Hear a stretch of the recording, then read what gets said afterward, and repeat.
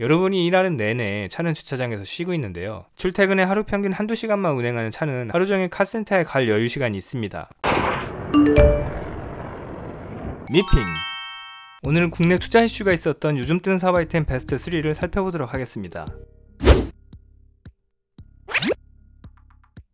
교육은 현대사회에서 매우 중요한 역할을 하고 있죠. 입시를 통해 정해지는 대학 간판은 우리나라에서 평생 꼬리처럼 따라다니며 작용을 하게 됩니다. 대학 간판은 취업에 영향을 줄 뿐만 아니라 사람의 능력을 판가름하는 기준이 되기도 해 대학 입시에 대한 높은 경쟁률은 줄어들지 않고 있습니다. 옳고 그르고를 떠나서 말이죠.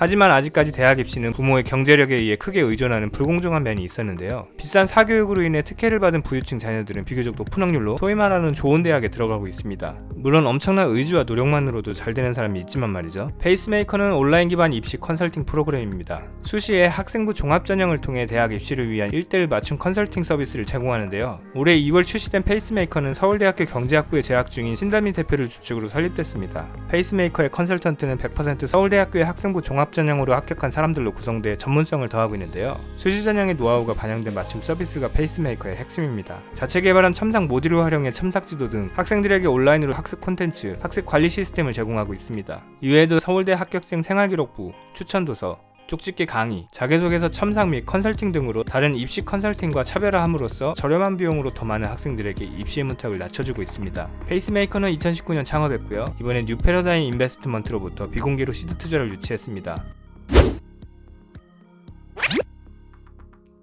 차를 소유하고 계신가요? 그렇다면 자동차 관리는 어떻게 하고 계시나요? 주말에 집 근처 혹은 단골 카센터에서 예약을 하고 따로 시간을 내서 정비나 세차를 하고 계시진 않은가요? 그럼 반대로 차는 어떨까요? 여러분처럼 일하랴, 차량 관리 받으랴 바쁠까요? 아마 그렇진 않을 것 같은데요. 여러분이 일하는 내내 차는 주차장에서 쉬고 있는데요. 출퇴근에 하루 평균 한두 시간만 운행하는 차는 하루 종일 카센터에 갈 여유 시간이 있습니다. 카버샵은 차량 관리를 위해 따로 시간을 내야 하는 차주들의 어려움을 해결하기 위해 시작된 서비스입니다. 세차, 엔진오일 교체, 타이어 교체, 정기검사 등과 같이 차량 관리를 대행하는 서비스를 제공하는데요. 오전 중에 차 키가 맡겨지면 오후 5시 전에 모든 서비스가 완료된다고 합니다. 차주는 5시 이후에 원하는 시간 언제든지 키를 찾을 수 있습니다. 이를 위해 카버샵은 무인 택배함 방식으로 제작한 스마트 키 박스인 카버샵 게이트를 운영하고 있고요. 고객이 모바일 앱을 통해 예약한 후에 카버샵 게이트에 키를 넣어두면 카시터라 불리는 정비사가 차 키를 찾아 차량 관리를 해주는 방식입니다. 일회용 비밀번호 방식을 사용해 고객이 안심하고 키를 맡길 수 있도록 보안을 강화하기도 했습니다. 카버샵은 2017년 창업했고